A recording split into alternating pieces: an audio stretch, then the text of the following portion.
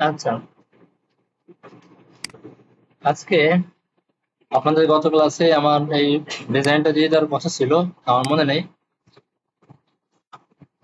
ডিজাইনটা দিয়ে দিলাম, এটা দেখেন। ডিজাইনটা যদি না চালা করার ট্রাই করেন, খুবই সহজ ডিজাইন। খুব কঠিন লাগতেছে? এটাও কঠিন লাগতেছে?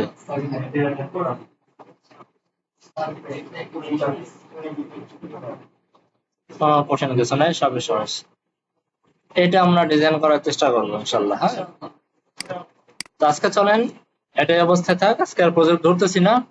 আজকে আমরা সিএসএস এর কিছু কাজ দেখি, টুকটাক কিছু কাজ দেখি, ঠিক আছে? প্রথমে আমরা সিএসএস যে জিনিসটা দেখবো সেটাকে বলা হয় সিএসএস গ্রেডিয়েন্ট।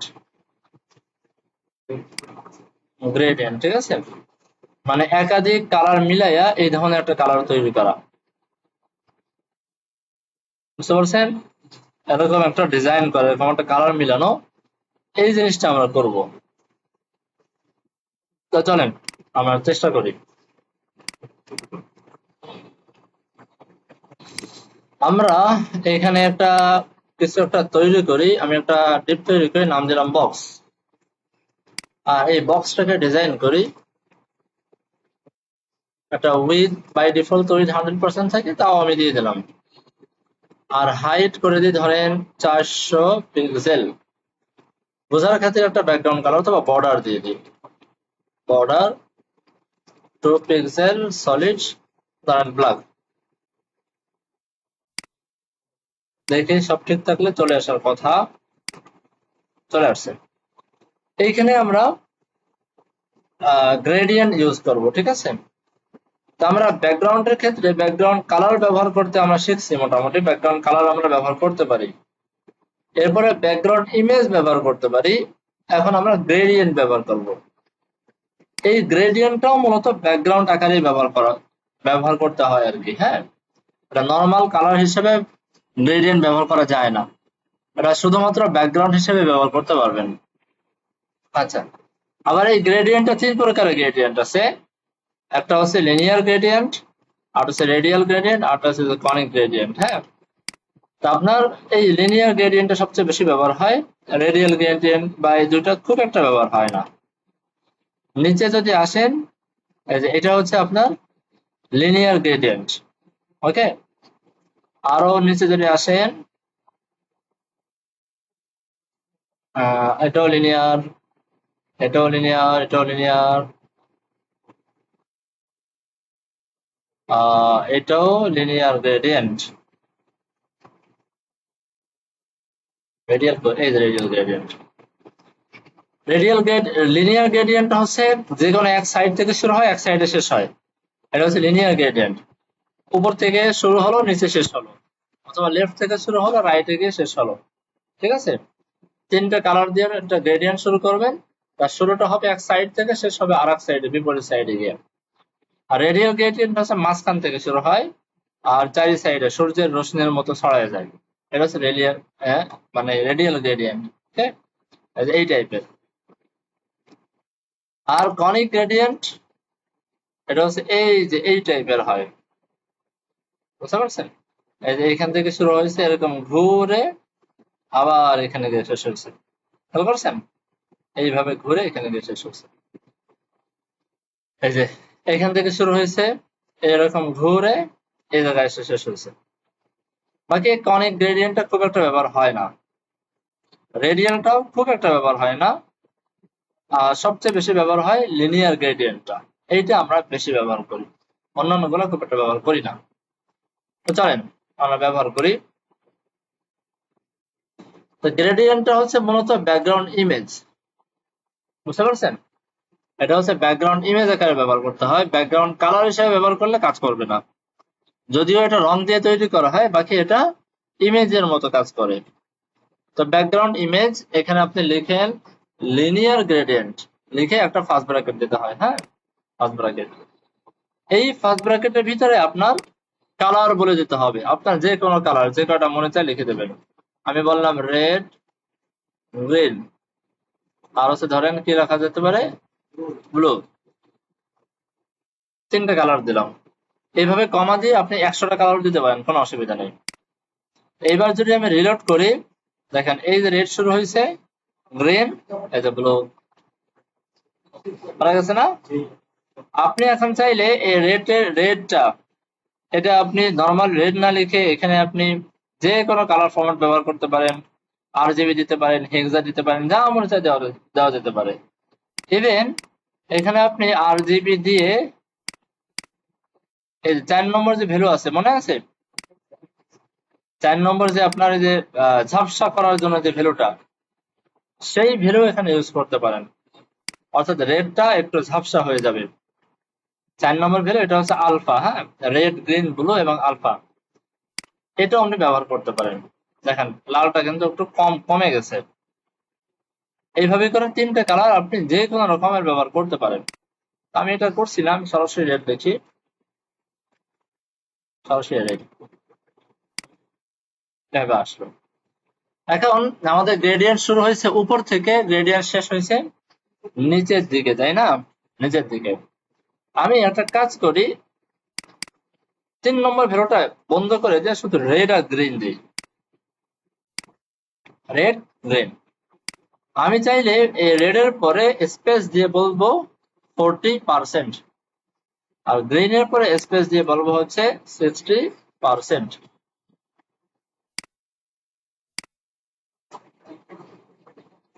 রেড, আমি আর একটু কমাই তাহলে বুঝতে সুবিধা হবে। এখানে করে দিই 20%, এখানে করে দিই 80%।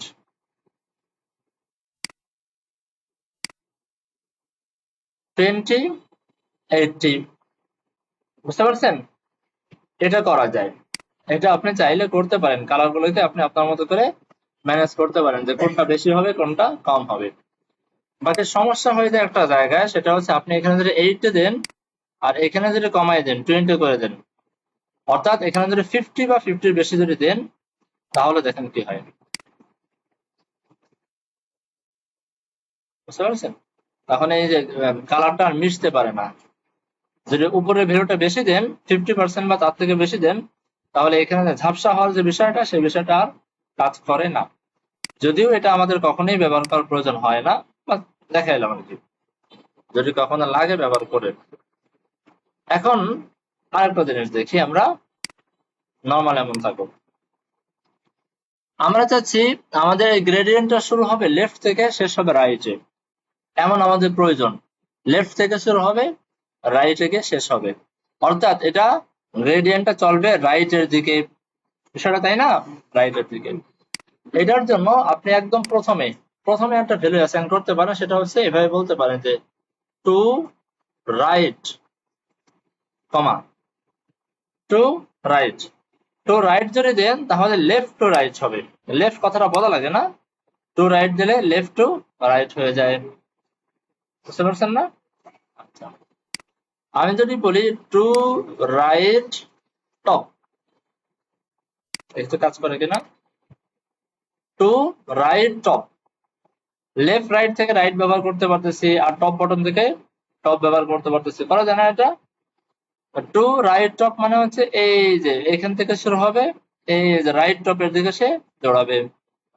তো একইভাবে টু রাইট টপ না দিয়ে যদি আমি বলি যে টু লেফট বটম, হতে পারে না?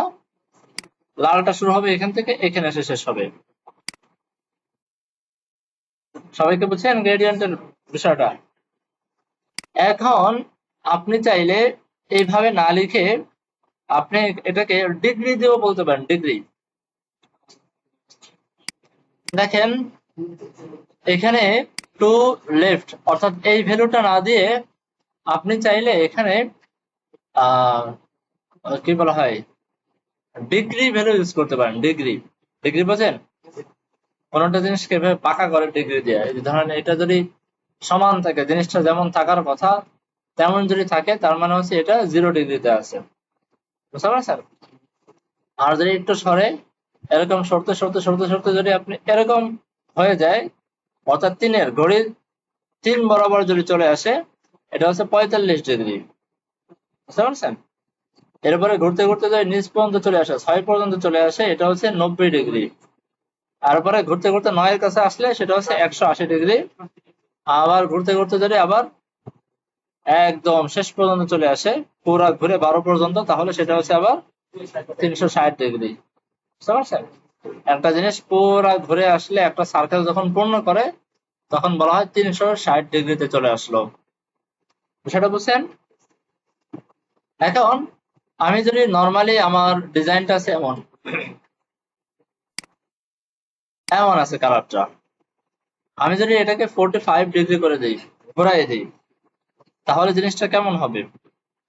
রেড থেকে ব্লু গ্রিনের দিকে চলে যাবে না? করে দেখি। আমি এখানে বললাম 45 ডিগ্রি, 45 ডিগ্রি এখানে চলে আসছে, এখানে কোনায়।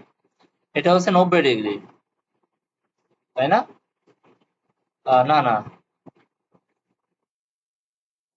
90 ডিগ্রি।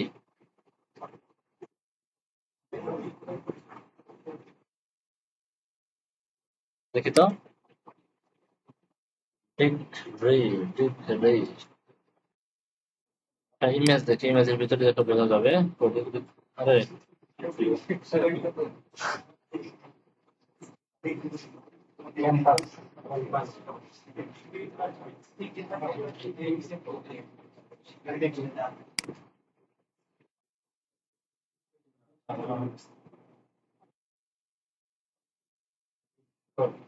এটা হচ্ছে 45 ডিগ্রি।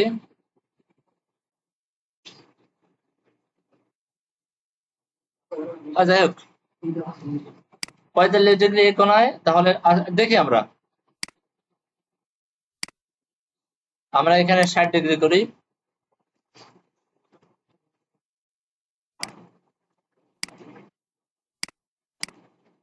60 ডিগ্রি হচ্ছে এই যে বরাবর, লেফট রাইট।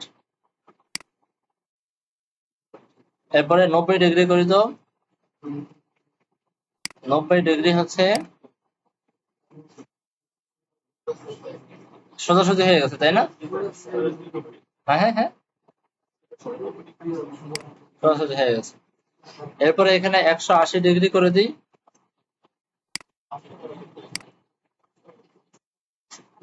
উপর নিচে পুরো উল্টে গেছে।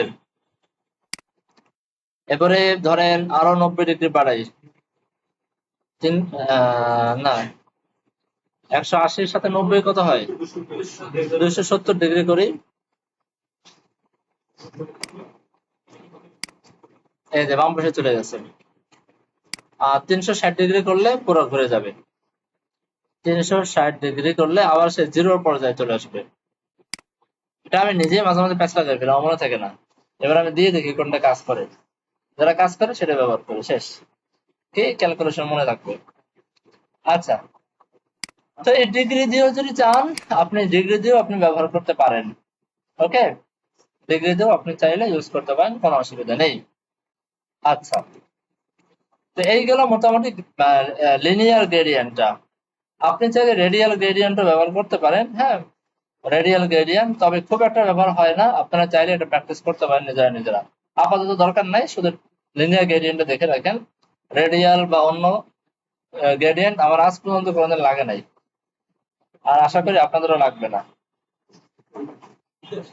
লিনিয়ার গ্রেডিয়েন্টে যা লাগার লাগছে, আর কোনোটা লাগে নাই। আচ্ছা, এই গেল একটা জিনিস।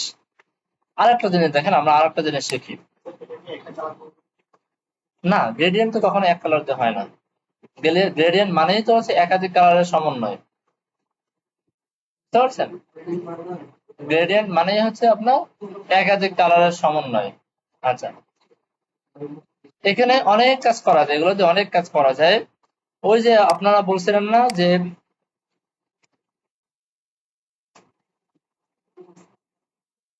কোথায় গেল, এই যে এখানে যে ইমেজটা, এই যে এখানে এখানে কেমন যেন দেখা যাচ্ছে না। তো আপনি পুরো এরকম একটা ইমেজ নিলেন, আর এইখানে এতটুকু ধরে একটা ডিপ নিলেন, ডিপ নিয়ে সেটাকে গ্রেডিয়েন্ট করে দিলেন। নিচে হচ্ছে সাদা কালার, আর উপরে হচ্ছে ওই যে পানি কালার, মনে আছে কত কালার দেখাইছিলাম, ট্রান্সপারেন্ট কালার। তাহলে নিচে সাদা হয়ে যাবে, আর এখানে পানি কালার হয়ে যাওয়ার কারণে আস্তে আস্তে করে জিনিসটা সাদার থেকে জিরোতে চলে আসবে। করা যায় না এরকম? ট্রাই করে দেখেন, নিজেরা করতে পারবেন। এই যে এক জায়গায় রেড দিলেন, আর এক জায়গায় করে দিলেন যে ট্রান্সপারেন্ট কালার, তাহলে দেখেন রেড থেকে ট্রান্সপারেন্টের দিকে চলে যাবে। রেড থেকে এই যে ট্রান্সপারেন্ট দিকে চলে আসছে। হ্যাঁ, এই ধরনের কালার করা যায়। এখানে কিন্তু দুইটা কালার, এখানে কিন্তু একটা কালার না, একটা হচ্ছে রেড আর একটা হচ্ছে ট্রান্সপারেন্ট, দুইটা। এক কালারে কখনো গ্রেডিয়েন্ট হয় না। তো এবার আসেন আরেকটা মোস্ট ইম্পর্টেন্ট একটা জিনিস দেখাই। আমি ধরেন এখানে বললাম প্যারেন্ট নামে একটা ডিপ নিলাম। আচ্ছা, আগে এখানে নিয়ে আসি, তাহলে বুঝতে আরো সহজ হবে। ডট প্যারেন্ট, এর ভিতর নিলাম ডট চাইল্ড দিলাম। হ্যাঁ, তো প্যারেন্টকে আমি একটা সাইজ করি, বললাম উইথ ধরেন 600 পিক্সেল, হাইট ধরেন 300 পিক্সেল, বর্ডার করে দিই 2 পিক্সেল সলিড রেড, আর মার্জিন টপ করে দিই বা মার্জিন করে দিই উপরে নিচে 50 পিক্সেল ডানে বামে অটো। দেখে তো আসে কিনা? এই যে আসছে। এর ভিতরে চাইল্ডটাকে ধরি, প্যারেন্ট ডট চাইল্ড, উইথ দিলাম আমি ধরেন 50 পিক্সেল, হাইট দিলাম 50 পিক্সেল, ব্যাকগ্রাউন্ড কালার দিলাম রেড। তাহলে বাই ডিফল্ট এটাই কোনায় চলে আসবে। এখন এটাকে আমি প্যারেন্টকে কেন্দ্র করে নাড়াচাড়া করতে চাই, তাহলে কি জন্য ব্যবহার করতে হয় মনে আছে? পজিশন, রিলেটিভ এবং অ্যাবসলিউট। আচ্ছা, তাহলে এটাকে আমি বলে দিই পজিশন অ্যাবসলিউট, আর ধরেন লেফট থেকে করে দিই 50%, করতে পারি না? আর টপ থেকে বললাম 50%, আর এই বেচারাকে করে দিলাম পজিশন রিলেটিভ। এই যে 50%, এখন সে কিন্তু 50% জায়গা ছেড়ে দিয়ে 51% থেকে বসছে, তাই না? উপর থেকে সে কাম করছে। আমি এটাকে অ্যাকুরেটলি মাঝখানে আনতে চাই, পুরা মাঝখানে। খুব ভালো করে বুঝেন, পুরা মাঝখানে। তাহলে আমার এই যে ডিপটা, এই যে ডিপটা বা এই যে আমার এলিমেন্টটা, এটার অর্ধেক বরাবর যদি উপরে নিয়ে যাই আর অর্ধেক বরাবর যদি বামে নিয়ে যাই, তাহলে অ্যাকুরেটলি মাঝখানে চলে আসে না? সবাই বুঝছেন বিষয়টা? এটা তো 50% জায়গা ছেড়ে দিয়ে এরপরে বসছে। এখন অর্ধেক বরাবর উপরে নিয়ে আসলেই তো অর্ধেক থাকবে উপরে, অর্ধেক থাকবে নিচে, বিষয়টা তাই না? এটা দেখেন কিভাবে করা যায়। এটাকে আমি বললাম যে ভাই মার্জিন টপ -25 পিক্সেল। দেখেন তো বুঝলেন কিনা? এর হাইট কত? 50। আর মার্জিন টপ যদি -25 পিক্সেল করি, তাহলে উপর থেকে সে নিচে যাওয়ার পরিবর্তে আরো উপর দিকে চলে যাবে, বিষয়টা তাই না? দেখেন তাই হবে, এখানে চলে গেছে না অর্ধেক উপরে? আচ্ছা, তাহলে আমি যদি বলি মার্জিন লেফট, এখানেও যদি বলি -25 পিক্সেল, তাহলে অ্যাকুরেটলি মাঝখানে চলে আসার কথা না? এই যে চলে আসছে। এই যে উইথ হাইট, উইথ 50, তার মানে বামে আনতে হবে এর অর্ধেক মানে 25, হাইট 50 মানে উপরে নিতে হবে অর্ধেক তার মানে 25। সবাই বুঝছেন বিষয়টা? তবে এইভাবে ব্যবহার করা হচ্ছে একদম থার্ড ক্লাস মার্কা নন স্ট্যান্ডার্ড। এইভাবে কেউ ব্যবহার করবেন না। কেন ব্যবহার করবেন না জানেন? যে এই যে উইথ হাইট 50-50 আছে, কখনো তো এমনও হইতে পারে ক্লায়েন্টের প্রয়োজন উইথটা বাড়াইয়া 80 পিক্সেল করে দেওয়া, তখন কি আবার ঝামেলা হয়ে যাবে না? আবার এখন কি মাঝখানে আছে, আবার ক্যালকুলেশন করতে হবে। উইথ যেহেতু 80 পিক্সেল করলাম, তাহলে মার্জিন লেফট 25 হতে পারবে না, তখন হয়ে যাবে 40। 40 দেওয়ার পরে তারপরে ঠিকঠাক থাকবে। এইবার মাঝখানে আবার ঠিক মতো আসছে। সবাই বুঝছেন বিষয়টা? কি করণীয় এখন?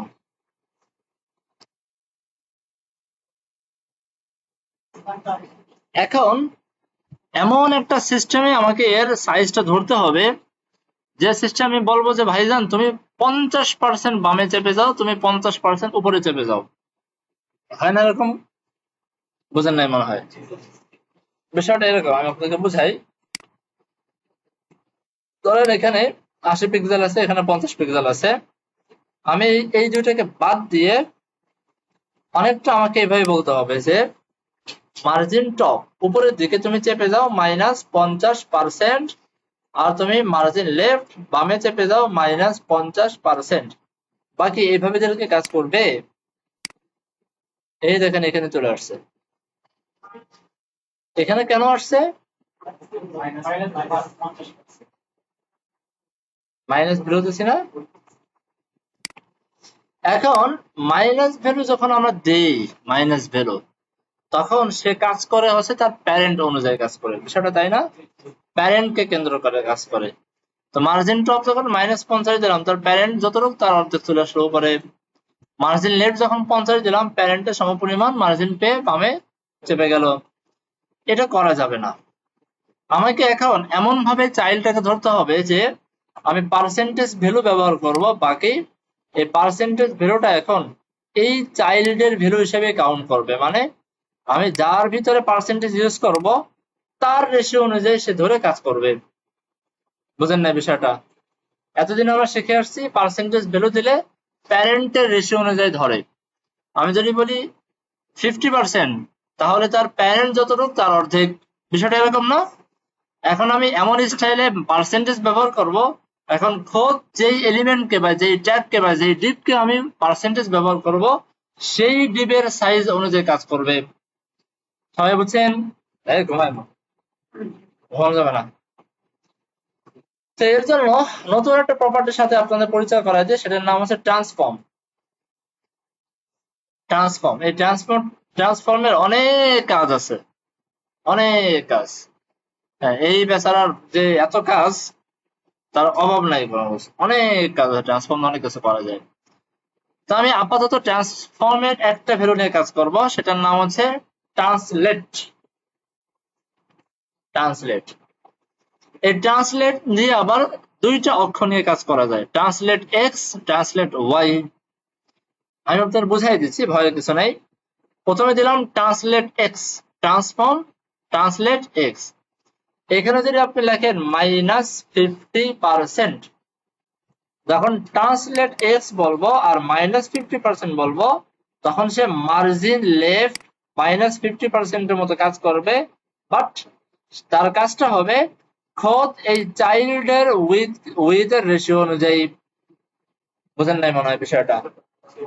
আবার বলি, দেখেন, যখন আমি ট্রান্সলেট এক্স তার ভিতরে -50% দিব, তাহলে অনেকটা হবে এরকম, অনেকটা মার্জিন লেফট -50% এর মতো কাজ করবে। বুঝতে পারছেন? Same to same margin left -50% এর মতো কাজ করবে। ওকে, পার্থক্য হচ্ছে মার্জিন লেফট -50% দিলে, যেহেতু চাইল্ডকে দিচ্ছি, সে চাইল্ড তার প্যারেন্টের যতটুকু তার 50% চাপবে। বুঝতে পারছেন? কারণ পার্সেন্টেজের কাজ যেহেতু তা, সে তার প্যারেন্টকে ধরে কাজ করে, সেই কাজটা করবে। বাকি ট্রান্সলেট এক্স দিয়ে যদি কাজ করেন, তাহলে মার্জিন লেফটের মতোই কাজ করবে, শুধু এই পার্সেন্টেজের ভ্যালু সে কাউন্ট করবে খোদ যেই এলিমেন্টকে আমি দিব সেই এলিমেন্টের। এখন চাইল্ডে আমি দিয়েছি, সুতরাং চাইল্ডের উইথ যতটুকু তার অর্ধেক হিসেবে কাজ করবে, চাইল্ডের হাইট যতটুকু তার অর্ধেক হিসেবে সে কাজ করবে। এবার ক্লিয়ার বিষয়টা? দেখেন তাই হচ্ছে। রিলোড করি, দেখেন সে অর্ধেক পরিমাণ বামে চেপে আসছে। খেয়াল করছেন? আমি জিনিসটা আরো বড় করে দিই, উইথ করে দিই, ধরেন আমি 200 পিক্সেল। এই দেখেন সে মাঝ বরাবর আছে না? সবাই খেয়াল করছেন? মাঝ বরাবর আছে। আমি হাইটটাকে ধরেন 150 পিক্সেল করে দিই, হাইটটা বড় করে দিই। হাইট কিন্তু এখনো মাঝ বরাবর নেই। বুঝতে পারছেন? আমি শুধু উইথ নিয়ে কাজ করলাম। এখন আমি চাইলে হাইটটাকে নিয়েও কাজ করতে পারি। ট্রান্সলেট ওয়াই, প্রথমটা কাজ করলাম এক্স অক্ষ নিয়ে, পরেরটা কাজ করলাম ওয়াই অক্ষ নিয়ে।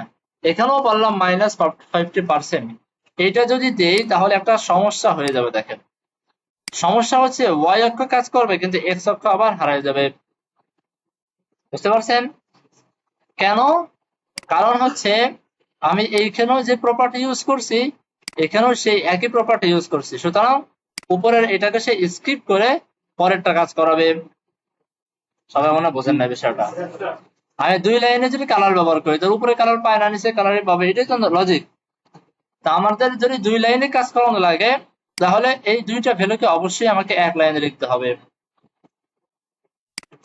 দুটোকে কাট করেন, এইখানে একটা স্পেস দিয়ে এখানে লিখে দেন, বাস কাজ শেষ।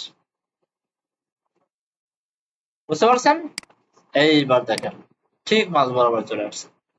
এবার ভিতরের ডিপকে আপনি বড় করেন ছোট করেন যাই মনে করেন না কেন, সে সর্ব অবস্থায় মাঝখানেই থাকবে, সে কখনোই এদের সাথে কার চাপবে না।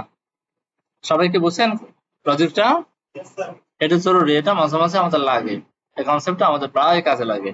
ওকে, এখন আপনি চাইলে এটাকে আরো একটা শর্টকাট লিখতে পারেন, শর্টকাট ভাবে। কিভাবে? আমি বললাম ট্রান্সফর্ম ট্রান্সলেট এক্স ওয়াই, কিছুই লিখলাম না, শুধু লিখলাম ট্রান্সলেট, শুধু ট্রান্সলেট লিখে প্রথমে লিখলাম -50% কমা -50%। তাহলে প্রথম ভ্যালুটা কাজ করবে এক্স অক্ষ, এক্স অক্ষ বলতে আমরা বুঝি উইথ এর যে অক্ষটা, লেফট রাইট এর অক্ষটা, আর পরের ভ্যালু কাজ করবে হচ্ছে ওয়াই অক্ষ। সেভ করি, একই কাজ করবে, কোনো ডিফারেন্স নেই। সবাই বুঝছেন বিষয়টা? খুবই সহজ, কঠিন কিছু না। এই আমরা দ্বিতীয় আরেকটা জিনিস শিখলাম, একটা শিখলাম গ্রেডিয়েন্ট আর একটা শিখলাম হচ্ছে ট্রান্সফর্ম ট্রান্সলেট। ট্রান্সফর্মের আরো অনেকগুলো ভ্যালু আছে, আমরা ইনশাআল্লাহ ধারাবাহিকভাবে শিখবো।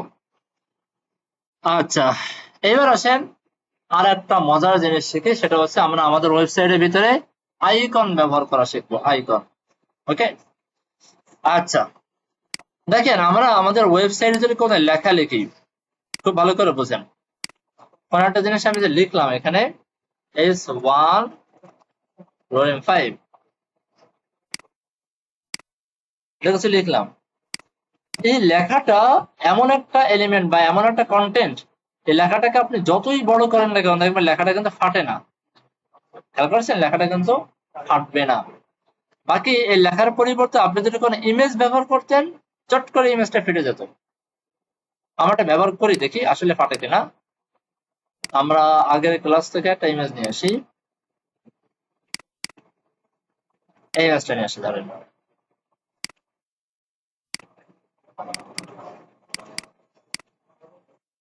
নিয়ে আসি।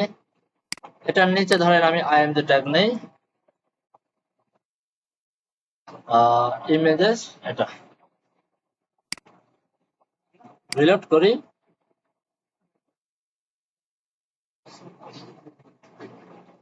আচ্ছা, ইমেজটা অনেক বড়, এটা ফাটার কোনো ভয় নাই, বিশাল বড় ইমেজটা। হ্যাঁ হ্যাঁ, ইমেজটা অনেক বড় না? আচ্ছা, যদি কোনো ছোট ইমেজ নিয়ে আসি তাহলে বোঝা যাবে। আমি পিক্সেল থেকে নিয়ে আসি, pixels.com, এখানে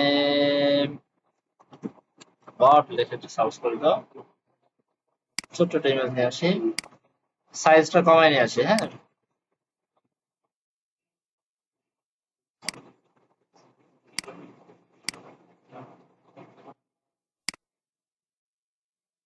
কাট করে নিয়ে আসি,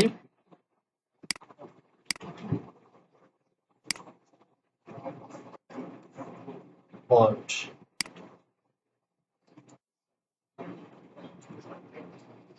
বট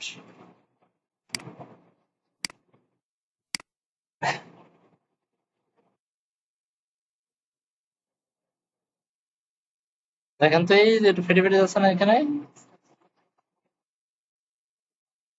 এই যে এখানে এখানে যেমন, হ্যাঁ এদিকে যদি যান বেশি বড় করেন দেখবেন একটু ঝাপসা ঝাপসা হয়ে গেছে। এই যে এই যে দেখেন ঝাপসা হয়ে গেছে না? আরো বড় করেন, এই যে ঘোরা হয়ে গেছে, এই দেখেন ঘোরা হয়ে গেছে কিনা, খেয়াল করছেন? ঘোরা হয়ে গেছে। বাকি আপনি এই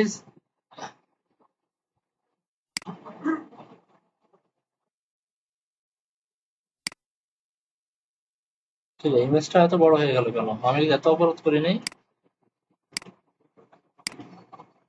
ওফো, এই যে অরিজিনাল শেপেজ।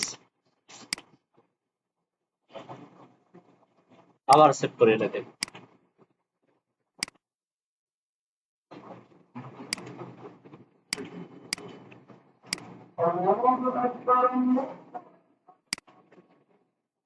PIRA। এবার আরো সুন্দর করে বোঝা যাবে। এবার যদি বড় করে এবার আরো ক্লিয়ার দেখা যাবে। এই দেখেন খোলা হয়ে গেছে। যাই হোক, কিন্তু এই আমার লেখাটা কিন্তু কোনোভাবে ঘোলা হচ্ছে না।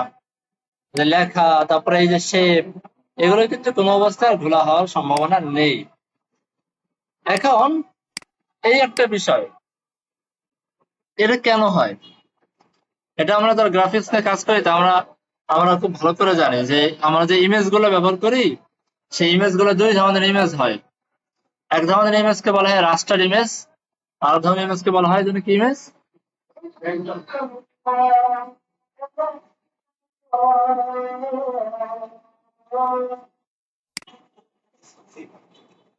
না, ভেক্টর ইমেজ। একটাকে বলা হয় রাস্টার ইমেজ আর একটাকে বলা হয় ভেক্টর ইমেজ। ভেক্টর, হ্যাঁ হ্যাঁ, এটা যে এক্সটেনশন, এসবিএস এটা এক্সটেনশন। হ্যাঁ এক্সটেনশন, এটা না। রাস্টার ইমেজ আর ভেক্টর ইমেজের পার্থক্য আছে, মনে করেন ওই যে বিভিন্ন বিলবোর্ড বা বিভিন্ন সাইনবোর্ড দেখছেন না, যে একটা মানুষের বিশাল বড় ছবি বা বিশাল বড় একটা ডিজাইন, আপনার কাছে মনে হয় যে কম্পিউটারে বিশাল বড় একটা ডিসপ্লের ভিতরে এই ডিজাইনটা করা হয়েছে? বোঝেন নাই মনে হয়। বিশাল বড় একটা কম্পিউটার মনিটর, তার ভিতরে ডিজাইন করা হয়েছে, এবার ওখানে বসায় দেওয়া হয়েছে, এটা মনে হয়? এটা কিন্তু মানে লজিক্যাল না। তার মানে ইমেজটা কিন্তু আপনার কম্পিউটারের ছোট্ট একটা আকারে তৈরি করা হয়েছে, তাই না? এখন এমন সিস্টেমে তৈরি করা হয়েছে, ইমেজটা আপনি যত বড় করেন না কেন, ইমেজ ফাটবে না, রেশিও অনুযায়ী বড় হয়ে যাবে। বুঝতে পারছেন? এগুলোকে বলা হয় ভেক্টর ইমেজ, যে ইমেজ গুলো ফাটে না। আর রাস্টার ইমেজ মানে হচ্ছে যেগুলো একদম ফিক্সড একটা সাইজ থাকে, এর থেকে বড় ছোট করতে গেলেই ফেটে যাবে, বড় করলেও ফাটবে, ছোট করলেও ফাটবে। তা আমরা যে সাধারণ যে ইমেজ গুলো ব্যবহার করি, জেপিজি, পিএনজি, যেগুলো ব্যবহার করি না, এগুলো সবই হচ্ছে আপনার রাস্টার ইমেজ। বুঝতে পারছেন? আর আমরা যে শেপ গুলো তৈরি করি বা যে লেখাগুলো, লেখাও তো এক প্রকারের শেপ, তো এইগুলো যে আমরা বানাই, এগুলো সবই হচ্ছে আপনার ভেক্টর। ওকে, ভেক্টর ইমেজ। এগুলো যতই টানাটানি করি, যতই বড় করে ছোট করি না কেন, এগুলো কখনোই ফাটবে না। এই একটা বিষয়। আর একটা বিষয় হচ্ছে রাস্টার ইমেজ যেগুলো, এই রাস্টার ইমেজের কখনোই কালার চেঞ্জ করা যায় না, কালার চেঞ্জ করতে পারবেন না। কিন্তু যেগুলো ভেক্টর, সেই ভেক্টরের কালার চেঞ্জ করা যায়। বুঝেন নাই মনে হয়? ভেক্টরের কালার চেঞ্জ করা যায়, রাস্টারের কালার চেঞ্জ করা যায় না। যেমন ধরেন, আমি যদি আমাদের এই ওয়েবসাইটে চলে যাই, এখানে কি আছে এরকম কোনো কিছু? নাও, ধরেন এখানে যাই, এখানে থাকার কথা। এখানে দেখেন, এই যে আইকন গুলো না দেখছেন, আইকন দূর থেকে দেখলে মনে হবে এগুলো মনে হয় একটা ইমেজ। এই যে একটা গিটহাবের image, LinkedIn image, Twitter image. এখন দেখেন আমি যখন হোভার করতেছি তখন ইমেজটার কালার চেঞ্জ হয়ে যাচ্ছে না, খেয়াল করছেন? নর্মাল কোন ইমেজের কালার চেঞ্জ করা যায় এভাবে? যায় না। তো এটাও কিন্তু এক প্রকারের রাস্টার ইমেজ বলা যেতে পারে, ভেক্টর ইমেজ বলা যেতে পারে, যেটাকে কালার চেঞ্জ করা যায়। ওকে। আর আমরা ওয়েবের ভাষায় যদি বলি, তাহলে ওয়েবের ভাষায় আমরা বলতে পারি যে এই যে যেগুলা, এই যে আইকন গুলো আমরা নিয়ে কাজ করতেছি, এই আইকন গুলো হচ্ছে ফন্টের মতো, ফন্ট অর্থাৎ টেক্সট। আমরা যে টেক্সট এবিসিডি লিখি না, যে ফন্ট গুলো লিখি, এই আইকন গুলো এক টাইপের ফন্ট। টেক্সট বা আমাদের যে ফন্ট গুলো লেখালেখি করা গুলা, এগুলো যেমন বিভিন্ন কালার চেঞ্জ করা যায়, বিভিন্ন সাইজে এগুলোকে চেঞ্জ করা যায়, ঠিক একই ভাবে এই আইকন গুলোর কালার চেঞ্জ করা যায়, আইকন গুলোর সাইজ চেঞ্জ করা যায়, সবকিছু চেঞ্জ করা যায়। পার্থক্য বুঝছেন? আমি বিষয়টা আরো একটু ক্লিয়ার করে দিই, অনেকে হয়তো বুঝতে পারেননি, আমি আরো একটু ক্লিয়ার করে দিই। যে আমরা আমাদের ওয়েবসাইটে যে ফন্ট ব্যবহার করি, এবিসিডি যেগুলো লিখি, হ্যাঁ, এই এবিসিডির মতো করে আমরা কিছু আইকন ব্যবহার করতে পারি। আইকনটা দেখতে মনে হবে ইমেজ, আসলে এটা ইমেজ না, এটা আমাদের ওয়েবসাইটে সাধারণ যে ফন্ট ব্যবহার করি এই ফন্টের মতো আচরণ করবে। ফন্টে যেমন বিভিন্ন কালার ব্যবহার করা যায়, আইকন গুলোতেও আমরা বিভিন্ন কালার ব্যবহার করতে পারি। ফন্টে যেমন বিভিন্ন সাইজ ব্যবহার করা যায়, এই আইকন গুলো আমরা সেরকম সাইজ ব্যবহার করতে পারি। বুঝতে পারছেন? আর বিহাইন্ড দ্য সিন কাজ করে কিভাবে সেটার ব্যাখ্যা দিতে গিয়ে আপনাদেরকে রাস্টার আর ভেক্টরটা বোঝাইলাম। বিষয়টা ক্লিয়ার? তো চলেন এটা আমরা ব্যবহার করা শিখি। এখন বুঝতেই পারছেন আইকন গুলো তো আর আমরা হাতে তৈরি করব না, আইকন গুলো কেউ তৈরি করে রাখছে, সেগুলো আমরা কপি করে ব্যবহার করবো। হাতে তৈরি করতে গেলে ওই সে ভেজাল করতে হবে আমাদের। তো এটা তৈরি করার জন্য আমাদের হাজার হাজার ওয়েবসাইট আছে, বিভিন্ন ওয়েবসাইট থেকে আমরা বানাই নিতে পারি। গুগলে যদি সার্চ করেন যে HTML ফন্ট আইকন লেখে সার্চ করেন, ফন্ট আইকন অথবা আইকন ফন্ট, যাই মনে চায় লেখেন, যেটা আপনাদের মনে হয় মনে থাকে, আইকন ফন্ট এভাবে লেখেন, একই আসবে। তো এরকম অনেক আইকন ফন্ট আছে। এখানে যদি যান, গুগলের আইকন ফন্ট আছে, এই যে একটা আছে icon.font.com, এই যে একটা আছে flaticon.com, ইত্যাদি অনেকগুলো আছে। এর ভিতরে মোস্ট পপুলার কয়েকটা আইকন ফন্ট বা সব থেকে পপুলার হচ্ছে ফন্টসম। এটা এটা হচ্ছে সব থেকে পপুলার। আর সেকেন্ডলি বেশি ব্যবহার হয় হচ্ছে ফ্ল্যাট আইকন, এই যে ফ্ল্যাট আইকন, এই দুইটা বেশি ব্যবহার হয়। ওকে, তো আমরা ফন্ট অসমের ভিতরে ঢুকে যাই, ফন্ট অসম ব্যবহার করে, এটা সবচেয়ে বেশি ব্যবহার হয় ফন্ট অসম। তো ফন্ট অসমে ক্লিক করেন, ক্লিক করার পরে এখানে হাবল তাবল অনেক কিছু বলছে, এত কিছু আমরা দেখতে যাবো না আপাতত। আমরা এই আইকনসে ক্লিক করি, আইকনসে, এই আইকনসে ক্লিক করার পরে নিচে দেখেন অনেক আইকন আছে, অনেক ধরনের আইকন আছে, খেয়াল করছেন? অনেক ধরনের আইকন। কথার কথা, আপনার ফেসবুক টাইপের আইকন লাগবে, ফেসবুক। আপনি এখানে লেখেন ফেসবুক, লেখাটা এন্টার দেন, এই যে ফেসবুকের আইকন গুলো এখানে চলে আসবে। বুঝতে পারছেন? যেগুলোর উপরে প্রো লেখা নেই সেগুলো হচ্ছে ফ্রি, আর যেখানে প্রো লেখা সেগুলো হচ্ছে আপনার টাকা দিয়ে কিনতে হবে। যারা বড় লোক তারা প্রো ব্যবহার করবেন, আর আমার মতো গরিব যারা তারা ফ্রি ব্যবহার করবেন। ঠিক আছে, সমস্যা নেই। তো এখানে চাইলে আপনি উপর থেকে ফিল্টার করতে পারেন যে আমি শুধু ফ্রি, গরিব মানুষ, আমি প্রোর দিকে তাকাবোই না, তাহলে দেখবেন খালি ফ্রি করে আপনার সামনে আসবে। বুঝতে পারছেন? এখন চলেন এটা আমরা ব্যবহার করবো কিভাবে সেটা দেখে আসি। হ্যাঁ, আমি আবার একদম হোম পেজে চলে আসি, মেইন পেজে চলে আসি। ঠিক আছে, নিচের দিকে যদি আমি আসি, দেখেন এখানে স্টার্ট ফর ফ্রি বলে একটা বাটন আছে, ক্লিক করেন। একটু নিচের দিকে আসেন, দেখেন ডাউনলোড নামে একটা অপশন আছে এখানে। অনেক সময় আপনার ক্লায়েন্ট আপনাকে বলে দিতে পারে যে আপনার এই ফন্টটি ব্যবহার করতে হবে, সে নাম বলে দিতে পারে যে আপনি এটাই ব্যবহার করবেন, এর বাইরে ব্যবহার করতে পারবেন না। তখন আপনাকে একটু খুঁজে দিতে হবে যে ফন্টটা ডাউনলোড অপশন কোথায়, কিভাবে ডাউনলোড করে। হ্যাঁ, যেমন ধরেন একটা একটা ফন্ট আছে, সেটার নাম আছে লাইন অসম, লাইন অসম একদম। আর কেউ আপনাকে বললো যে ভাই আমার ওয়েবসাইটে লাইন অসম ব্যবহার করতে হবে, লাইন অসমের ওয়েবসাইটে ঢুকলে প্রথমেই কিন্তু আপনি এখানে ডাউনলোড অপশন পেয়ে যাচ্ছেন, আপনার কোথাও ঢোকা লাগতেছে না। বুঝতে পারছেন? তো কোথায় গিয়ে ডাউনলোড করতে হবে সেটা আপনাকে সেই ওয়েবসাইটে গিয়ে খুঁজে বের করতে হবে। যেহেতু আমরা ওয়েবসাইট নিয়ে কাজ করি, এতটুকু আশা করি আমরা পারবো। তো ডানে বামে তাকাইয়া খুঁজে বের করতে হবে যে ডাউনলোডের অপশন গুলো কোথায় আছে। আচ্ছা, তো এখান থেকে আমি একটু নিচের দিকে যাই, এখানে আছে 672 ফর দ্য ওয়েব, এটা হচ্ছে version number for the web, আর একটা আছে ফর দ্য ডেস্কটপ। তা আমাদের লাগবে কোনটা? ওয়েব লাগবে না ডেস্কটপ লাগবে? অবশ্যই ওয়েব লাগবে, কারণ আমরা ওয়েবের জন্য ব্যবহার করবো, তাই না? নিচে pro for web, free for web, আমরা গরিব মানুষ, আমরা হচ্ছে ফ্রি ফর ওয়েব। ব্যাস, আমরা এটাকে সেভ করলাম।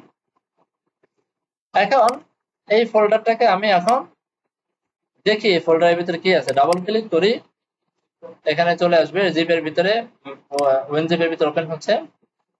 তো এইখানে দেখি আমার কি কি আছে, একটা ফোল্ডার দিছে আমাকে, ডাবল ক্লিক করে ফোল্ডারের ভিতরে অনেকগুলো ফোল্ডার দিছে।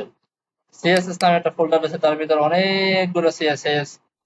তারপরে জেএস নামে একটা ফোল্ডার দিছে, এর ভিতরে অনেকগুলো জেএস আছে। হ্যাঁ, লেস নামে একটা ফোল্ডার দিছে, অনেকগুলো লেস ফাইল আছে এখানে। মেটা ডাটা নামে একটা ফোল্ডার দিছে, এখানে অনেকগুলো জেসন ফাইল বা হাবল তাবল আছে এখানে। এসসিএসএস অর্থাৎ সাস, এখানে অনেক কিছু আমাকে দিয়েছে। তারপরে এটা কি,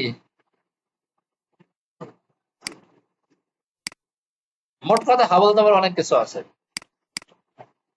এখন এগুলো দেখে প্রথমে হচ্ছে আপনারা ভয় পাবেন। হ্যাঁ, ভয় পাবেন প্রথমে, এরপর আরো অনেক কিছু পাবেন, সেটা বললাম না। ভয়ের কোনো কারণ নেই, এর খুব সিম্পল ভাবে যদি চিন্তা করেন তাহলে দেখবেন অনেক অনেক সহজ হয়ে যাবে। হ্যাঁ, প্রথমে আমি একদম সহজ করে দিই জিনিসটা, সেটা হচ্ছে যে কোনো আইকন ফন্ট ব্যবহার করতে গেলে আপনাকে মাস্ট দুইটা জিনিস লাগবে। একটা জিনিস লাগবে হচ্ছে সিএসএস ফাইল লাগবে একটা এক্সট্রা, আর দ্বিতীয় নম্বর লাগবে হচ্ছে একটা ফন্টের ফাইল, কিছু ফন্টের ফাইল লাগবে। এখানে আমাদের এই সিএসএস গুলো লাগবে, আর এখানে আমাদের লাগবে ওয়েব ফন্টসটা লাগবে। আদার্স যা আছে সব ফালাই দেবে, কোনোটাই লাগবে না। বুঝতে পারছেন? চলেন আমরা ব্যবহার করি। আমরা আমাদের প্রজেক্টে চলে যাই। প্রজেক্টে এসে এখানে এসে আমরা এই পুরো ফোল্ডারটাকে টান দিয়ে এখানে এক্সট্রাক্ট করে ফেলি।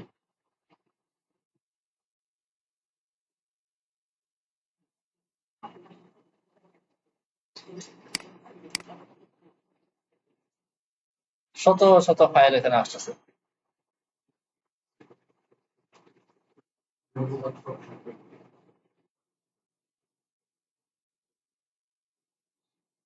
2161 ফাইল।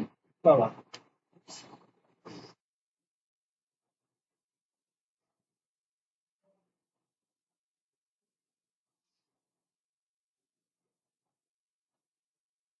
গ্রেট, চলে আসছে।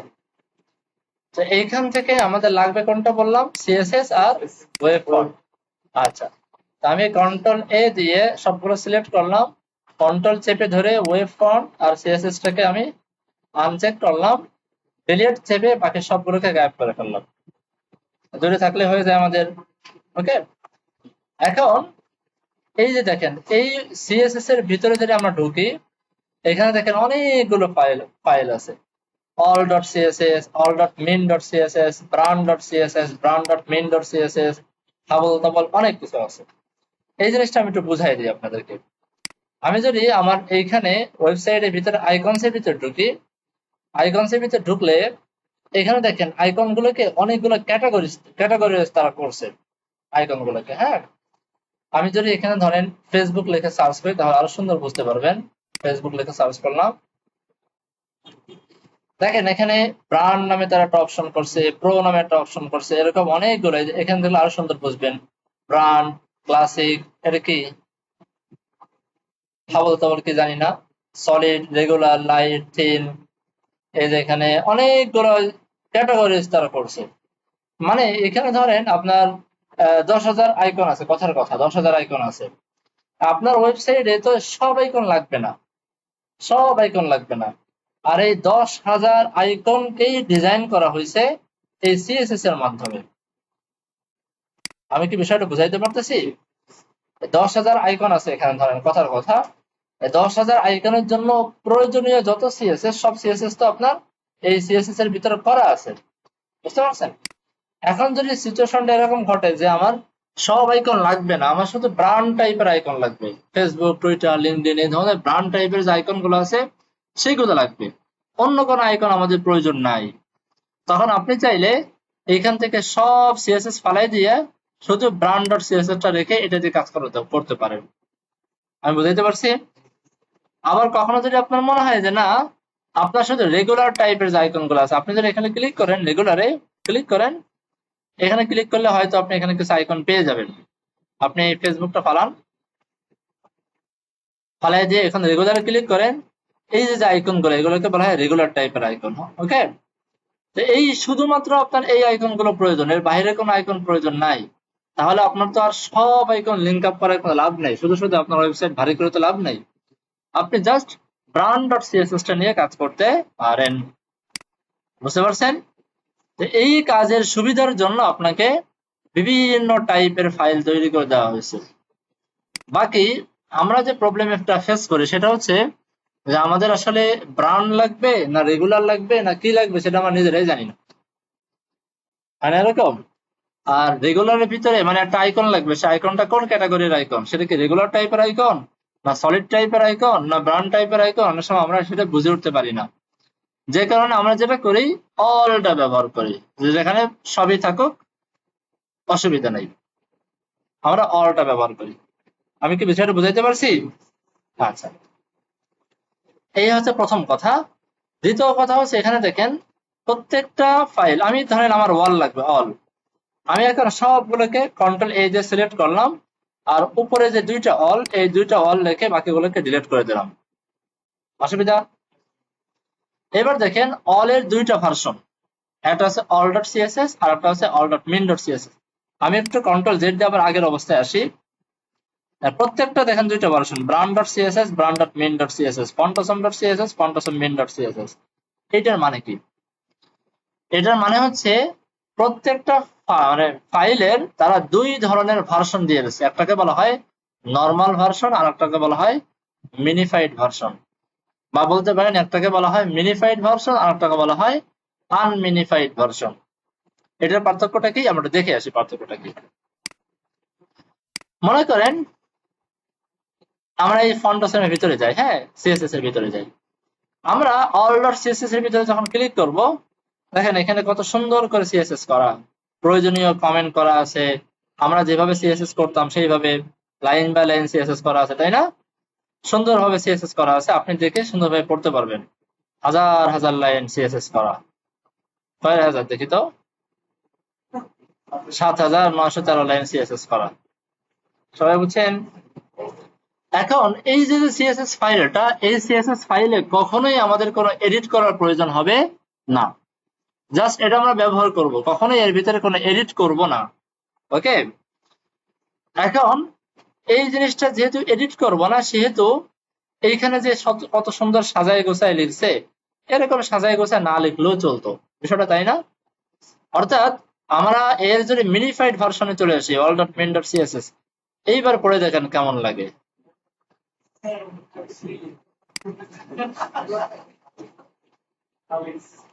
তাবিজ লেখা, তাই না? এখন আমরা দেখেন খুব ভালো করে বোঝেন এটা, all dot CSS all dot main dot CSS, এটা হচ্ছে নর্মাল ভার্সন, এটা হচ্ছে মিনিফাইড ভার্সন, বা এটা একটু মানে অগোছালো ভাবে লেখা। পার্থক্যটা কি?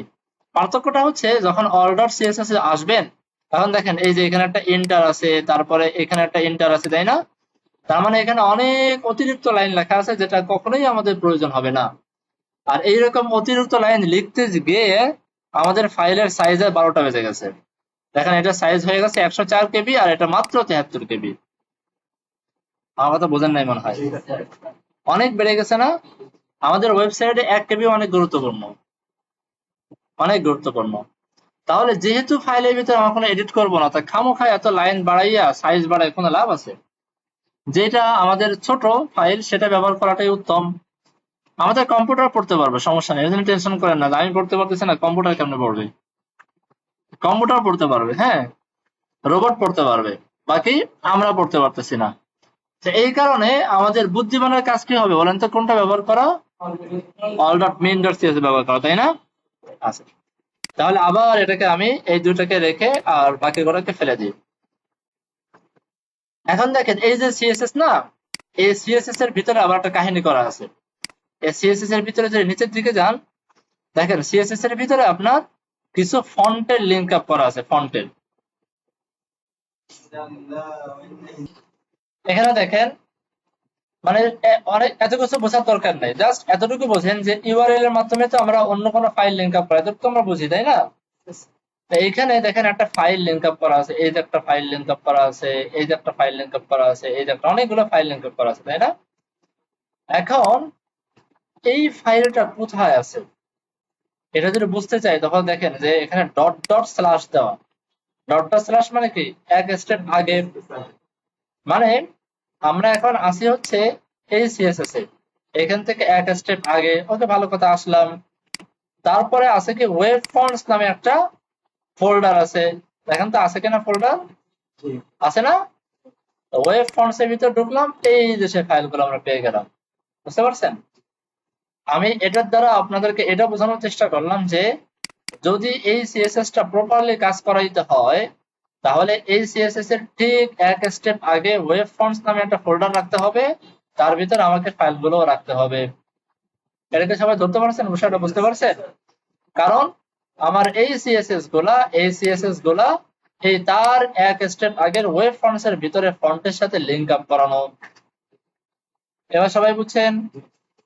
ফোল্ডার স্ট্রাকচার এখানে অনেক গুরুত্বপূর্ণ। এবার আসেন, তাহলে আমরা করব কি, এই ওয়েব ফন্টসটাকে আমি কন্ট্রোল এক্স দিয়ে কাট করে নিয়ে আসবো, আমাদের ফোল্ডার স্ট্রাকচারের এই বরাবর আমরা রাখবো। ওকে, আর এইখান থেকে সিএসএস এর ভিতরে all.min.css টা আমরা কাট করে নিয়ে আসবো। আর ওই যে আমাদের ফোল্ডার স্ট্রাকচার তো ঠিক আছে, ওয়েব ফন্টস এর পাশেই কিন্তু আমাদের সিএসএস টা অলরেডি আমরা আগেভাগেই বানায় রাখছি। বিষয়টা ক্লিয়ার? তো এই সিএসএস এর ভিতরে আমরা all.min.css টা রেখে দেবো। আমাদের ফোল্ডার স্ট্রাকচার কি কোনো নষ্ট হবে? ঠিক থাকবে না? আচ্ছা, এইবার ফন্টসমটাকে আমরা ডিলিট করে দেবো, আর আমার দরকার নেই এটা। এতটুকু সবাই বুঝছেন? সবাই বুঝছেন? আসলে বুঝছেন? আবার রিপিট করে দেখেন। আমাদের যে ফোল্ডার ছিল সেই ফোল্ডার এইখানে আসেন। আমরা এবার এই যে all.min.css এর ভিতরে আমাদের কিছু সিএসএস মানে কিছু ফাইল লিংক আপ করা ছিল, এই যে কিছু ফাইল লিংক আপ করা ছিল, তাই না? ফাইল, এই ফাইলটা কিভাবে লিংক আপ করা ছিল? ডট ডট স্ল্যাশ তারপরে ওয়েব ফন্টস নামে ফোল্ডারের ভিতরে ঢুকতে হবে, দেন ফাইলের নাম, তাই না? তার মানে আমাকে যে সিএসএস টা আমি যেখানে রাখছি, সিএসএস টা রাখছি এখানে, এখান থেকে এক স্টেপ পিছনে এসে ওয়েব ফন্টস নামে একটা ফোল্ডার বানাইতে হবে, তার ভিতরে আমাকে ফাইলগুলোকে রাখতে হবে। আমরা তাই করছি। আমাদের যেহেতু সিএসএস ফোল্ডারটা আগে ভাগে বানানো ছিল, তো জাস্ট আমরা সিএসএস ফাইলটাকে কপি করে ভিতরে বসায় রাখছি, আর এর এক স্টেপ আগে শুধুমাত্র আমরা ওয়েব ফন্টস নামে ফোল্ডার বানাইছি, তার ভিতরে ফাইলগুলো আমরা রেখে দিয়েছি। ক্লিয়ার ভাই? এবার বুঝছেন? ঠিক আছে, এতটুকু যদি বুঝি, এবার দেখেন আমাদের কাজ করা কত সহজ। এটাকে আমরা বন্ধ করে দেই। এখন আসি, এটা আমার আর কোনো কাজে লাগবে না। এখন সিএসএস শুধু আনলেই হবে, লিংক আপ করাইতে হবে না? আচ্ছা, লিংক আপ করাবো। এখন লিংক আপটা আমরা এখানে করে ফেলি সিএসএস all.min.css। একটা জিনিস এখানে মনে রাখবেন লিংক আপ করার সময়, যে আমরা এখানে আমাদের কাজের প্রয়োজনে অনেক সিএসএস লিংক আপ করাবো, অনেক ধরনের সিএসএস লিংক আপ করাবো। ফন্টের সিএসএস হতে পারে, অন্য কোনো আইকনের সিএসএস হইতে পারে, হ্যাঁ, অন্য কোনো প্যাকেজের সিএসএস হইতে পারে, অনেক ধরনের সিএসএস হইতে পারে। তবে আমাদের যে কাস্টম সিএসএস ফাইল, যেখানে আমরা সিএসএস নিজে হাতে লিখি, সেই সিএসএস টা অবশ্যই অবশ্যই সবার পরে লিখবেন, সবার নিচে লিখবেন। কেন সবার নিচে লিখতে হবে? আশা করি বুঝে ফেলছেন কেন। কারণ সবার নিচে এই সিএসএস লেখার মানে কি, এই সিএসএস টা সবার নিচে লোড হবে, আর সবার নিচে লোড হওয়ার মানে হচ্ছে আগের সিএসএস এর ভিতরে যদি কোনো ঝামেলা থাকে, এটার ভিতরে সেটা যেন রিপ্লেস হয়ে যায়। বুঝেন নাই মনে হয়? তাহলে এটা আমাকে সবার নিচে লিখতে হবে, আমাদের কাস্টম সিএসএস টা। ওকে, আদার সিএসএস যা তা উপরে লিখবো, তাহলে আপনি কখনোই কোনো ঝামেলা ফেস করবেন না, আর না হলে ঝামেলা ফেস করার খুবই সম্ভাবনা আছে। আচ্ছা, এবার আসি, ব্যবহার করলাম, এতটুকু যদি করি আমাদের কাজ 90% কাজ শেষ। এইবার আসেন আমাদের মজার কাছে। আমি এখান থেকে ফেসবুক নিয়ে আসি, আবার আগের মতো করে ফেসবুক এন্টার দেই। এখানে যে কোনো একটা ফেসবুক, যেটা প্রো না ফ্রি, তার যে কোনো একটা ফেসবুক, ধরেন এইটা, এই ফেসবুকটাকে একটা ক্লিক করেন। ক্লিক করার পরে আমরা ব্যবহার করবো এইচটিএমএল। এখানে অনেকগুলো ভার্সন আছে, এইচটিএমএল, রিয়েক্ট, ভিউ, এসভিজি, অনেকগুলো আছে। হ্যাঁ, আমাদের প্রয়োজন এইচটিএমএল টা। এইচটিএমএল আসলে একটা পরিচিত ট্যাগ পাচ্ছেন না, এখানে ট্যাগের উপর ক্লিক করলেই কপি হয়ে যাবে এটা। এখন জাস্ট ক্লিক করে কপি করলাম, আর নিচে এসে কোথাও এসে আমি এটাকে পেস্ট করে দিলাম। এই ক্লাসগুলোকে কখনোই হাত দিবেন না, এই ক্লাসগুলো এই অবস্থায় রেখে দেবেন, এই ক্লাসের মাধ্যমে আইকনটা তৈরি হয়। ওকে ওকে, জাস্ট এতটুকু রেখে আপনি যদি এবার রিলোড করেন, এই দেখেন আইকন চলে আসছে, এই যে আইকন। খুব কঠিন, পারা যাবে না? আচ্ছা, ধরেন আমি বেচারাকে একটু উপরে নিয়ে আসি, এই বক্সের ভিতরে বক্সের ভিতরে একদম উপরে নিয়ে আসি, এখানে নিয়ে আসি, যেন দেখতে সুবিধা হয়। এই যে উপরে চলে আসছে। এখন আপনারা অলরেডি বুঝে ফেলছেন যে এখানে আই ট্যাগটা কোনো ফ্যাক্ট না, ফ্যাক্ট হচ্ছে এই ক্লাসগুলা, তাই না? আপনি আই এর পরিবর্তে যদি একটা স্প্যান নেন তাও কাজ করবে, কোনো অসুবিধা নেই, তাও কাজ করছে। আপনি আই স্প্যানের পরিবর্তে ডিপ নেন তো, ডিপ কাজ করছে, কাজ করবে। মূল ফ্যাক্টটা হচ্ছে ক্লাস নেমটা, এই ক্লাসের মাধ্যমে সে একটা আইকন বানিয়ে দিবে আপনাকে, ওকে? তবে কখনোই এখানে ডিপ ব্যবহার করবেন না, সবসময় চেষ্টা করবেন আই ট্যাগটাকে ধরে রাখতে, আই ট্যাগটাই ব্যবহার করবেন, ওকে? এবার আসেন আপনি আর একটা নিয়ে আসি, একটা তো পাইলাম ফেসবুক, টুইটার নিয়ে আসি, এটা নিয়ে আসি, এটা আমাদের আদিম যুগের টুইটার, আমাদের নতুন টুইটার দরকার নেই। নিয়ে আসলাম টুইটার, এই যে টুইটার নিয়ে আসছি। এখন এটা যদিও দেখতে আইকন, কিন্তু আসলে এটা ফন্ট, বুঝতে পারছেন? দেখতে আইকন কিন্তু এটা আচরণ করবে কিসের মতো, ফন্টের মতো। প্রমাণ কি? আমি আইকন গুলোকে বড় বানাবো, বড়, তো আইকন গুলো ধরার জন্য আমি সরাসরি আই ট্যাগ দিয়ে ধরি, আই দিয়ে ধরলাম। এটাকে বড় বানানোর জন্য আমাকে ফন্ট সাইজ ব্যবহার করতে হবে, ফন্ট সাইজ, কারণ এটা ফন্ট। আমি ফন্ট সাইজ ধরেন বলে দিলাম 30 পিক্সেল, রিলোড করেন, বড় হয়েছে। ইভেন একটা টেক্সটকে যেভাবে কালার করে, অর্থাৎ কালার প্রপার্টি, এই কালার প্রপার্টি দিয়েও যদি আপনি এখানে অ্যাপ্লাই করেন তাও কাজ করবে,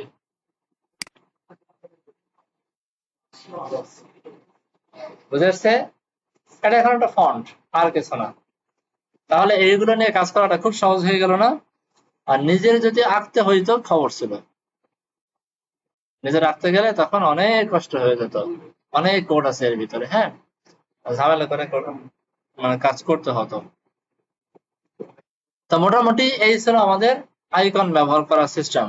আশা করি আপনারা যে কোনো আইকন ব্যবহার করতে পারবেন, তবে একটু হুঁশিয়ার হয়ে কাজ করবেন, যেন কোনো, এই যে এখান থেকে এরকম একটা আইকন নিয়ে আসবেন, এখানে দিবেন, দেখবেন কাজ করে না, পরে হতাশ হয়ে যাবেন, আমি গরিব মানুষ বলে কি আমাকে দিবে না। এই দেখেন চারখানা বক্স হয়ে গেছে, কাজ করবে না।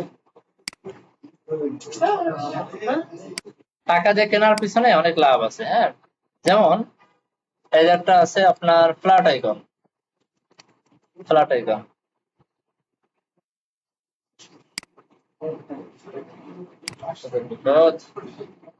আচ্ছা, ফ্ল্যাট আইকনে ঢুকলে এখানে ধরেন, আচ্ছা এটা আমি লগ ইন করি,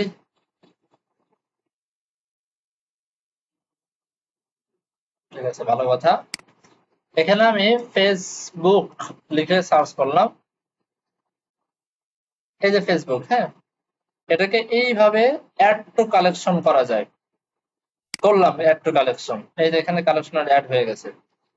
এবার আমি এখানে ধরেন টুইটার, টুইটার এন্টার দিলাম, এই যে এখান থেকে অ্যাড টু কালেকশনে করলাম। এবার ধরেন আমি লিঙ্কডইন করলাম, লিঙ্কডইন, আচ্ছা বানান ভুল করতে ঠিক করে দিয়েছে আমাকে, করলাম। তিনটা কালেকশনে ক্লিক করি, তিনটা ডাউনলোড কালেকশনে ক্লিক করি, এইখান থেকে দেখেন আইকন ফন্ট, খেয়াল করছেন এই যে টুপি মাথায় দিয়ে বসে আছে, প্রিমিয়াম না? আমি যদি এটাকে আমার সাবস্ক্রিপশন যদি কিনতাম, এটা আগে ফ্রি ছিল, এখন প্রিমিয়াম করে ফেলছে, তাহলে শুধুমাত্র এই তিনটা আইকনের জন্য যতটুকু সিএসএস প্রয়োজন অতটুকু সিএসএস, যতটুকু আমার ফন্ট প্রয়োজন, ওই যে বিভিন্ন ফন্টের ফাইল দেখছেন না, যতটুকু ফাইল প্রয়োজন অতটুকু ফাইল বানাইয়া সেটাকে সুন্দর করে কম্প্রেস করে ছোট বানাই আমাকে দিয়ে দিত, তখন আইকন গুলা লোড হইতে 1 সেকেন্ড সময় লাগতো না, বুঝতে পারছেন? এরকম কিছু ফ্যাসিলিটি আপনি পাবেন, ভালোই টাকা, একেবারে কম না। দেখি তো কয় টাকা, গো প্রিমিয়ামে যাই, সাবস্ক্রিপশন কই, 7.50 ইউরো, 12 মাস, দেখি তো, ইউআর তাই না, UR to B, B D T, তো দেখলাম 7.50 7.50 না, বেশি না, 1075 টাকা প্রতি বছর দিতে হবে আপনাকে, খুব বেশি না, অল্পই আছে। আর একটা আছে যেটা যদি কেনেন সেটা হচ্ছে আপনার ফ্রি পিক। এটা হচ্ছে বিভিন্ন ইমেজ টিমেজ বিভিন্ন ভিডিও গুলো পাওয়া যায়। এই ফ্রি পিকের একটা সাবস্ক্রিপশন আছে, এই ফ্রি পিকের সাবস্ক্রিপশন কিনলে তখন এটার সাথে ফ্ল্যাট আইকন অটোমেটিক ফ্রি দিয়ে দেয় আপনাকে। তো এটা আছে, এই যে এটা কত পার মান্থ হচ্ছে এত ডলার, কিনা দেখেন খবর আছে।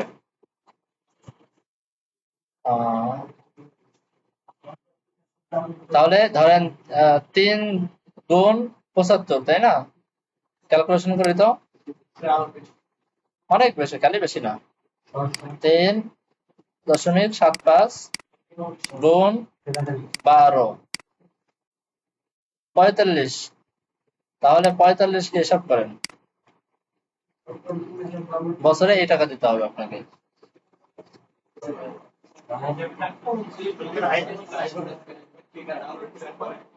হ্যাঁ করবেন, অসুবিধা নেই। হাজার হাজার ফাইল আপনার ডাউনলোড করতেও 1 বছর লেগে যাবে, টেনশন করেন না, বুঝছেন? এবারে 20,000 টাকা দিয়ে লোক রেখে তারা দিয়ে ডাউনলোড করানো লাগবে, বুঝছেন? হাজার হাজার ফাইল, হাজার হাজার হাজার বললে ভুল হবে, লক্ষ লক্ষ কন্টেন্ট আছে এখানে, লক্ষ লক্ষ জিনিসপত্র আছে। যাই হোক, আমি একসময় আমার ক্লায়েন্ট আমাকে কিনে দিয়েছিল, আমি খুব ব্যবহার করে খুব মজা পাইছি। ওরা বাকায়দা তার ফজিলত আদায় করছি, প্রায় 8-10 জন মিলে ব্যবহার করতাম, উসুল করে ফেলছে টাকা যা নিছিল। আচ্ছা, এটা ছিল আপনার আইকন ব্যবহার করার সিস্টেম। হ্যাঁ, 10 জনে ব্যবহার করলে আমার 1 টাকাও লাগে না, সব ক্লায়েন্টের গাড়ির উপর গেছে। ক্লায়েন্টের একটা বন্ধ করে নেই, রিভিশন দেই। ঠিক আছে, শিখলাম আমরা, প্রথমে শিখলাম হচ্ছে ব্যাকগ্রাউন্ড ইমেজের যে লিনিয়ার গ্রেডিয়েন্টটা শিখলাম, তাই না? এরপরে সেকেন্ড, মানে খুবই ইম্পর্টেন্ট একটা টপিক, সেটা হচ্ছে ট্রান্সফর্ম ট্রান্সলেটটা শিখলাম, তাই না? 3 নম্বরে আমরা আইকন ব্যবহার করা শিখলাম। 3টা কাজ শিখলাম, এই 3টাই আজকে থাক, এই 3টাকে প্র্যাকটিস করেন। ওকে, 3টা প্র্যাকটিস করেন। আর এই যে আপনাদেরকে ফিগমা ফাইলটা দিয়ে দিচ্ছি, এই ফিগমা ফাইলটাকে নিয়ে একটু গবেষণা করেন, এটা কিভাবে করা যেতে পারে। নিজেদের মতো করার দরকার নেই, জাস্ট নিয়ে একটু নাড়াচাড়া করেন। এটা, হ্যাঁ, এটা পুরোটা একটা ছবি, পুরোটা একটা ছবি, এই পুরোটাকে ধরে ডাউনলোড করে ব্যবহার করবে। এটা এমন না যে এটুকু আলাদা এটুকু আলাদা এটুকু, এমন না, পুরোটা একটা ছবি। ওকে, পুরোটা ছবি। হ্যাঁ, খুবই সহজ, খুবই সহজ, ভয়ের কিছু নাই, বুঝছেন? আমি এক ক্লাসে পুরো ডিজাইন করে দেখা দেবো ইনশাল্লাহ। ওকে, আগামী ক্লাসে চেষ্টা করবো পুরোটা দেখানোর চেষ্টা করবো। এখানে কি আছে, কিছু ইমেজ আছে, এই যে কিছু আইকন আছে, এটা একটা আইকন। হ্যাঁ, এই যে এখানে একটা আইকন দেখছেন, এটা একটা আইকন আছে, কিছু ইমেজ আছে, আর কি আছে, আর আহামরি কিছু নাই। এই যে এখানে কিছু, এই যে শ্যাডো আছে, মনে আছে শ্যাডো, গত ক্লাসে দেখাইছিলাম, শ্যাডো দেওয়া আছে, এখানে কিছু শ্যাডো দেওয়া আছে। হ্যাঁ, এই যে এইটাকে পজিশন দিয়ে কোনায় নিয়ে আসা যেতে পারে, পজিশন দিয়ে, পজিশনে কিছু কাজ আছে। আর কি আছে এখানে, আহামরি আর কিছু নাই, সহজ জিনিসটা, অনেক সহজ। কোনটা? এটা, এটা হচ্ছে, এটাকে বলা হয়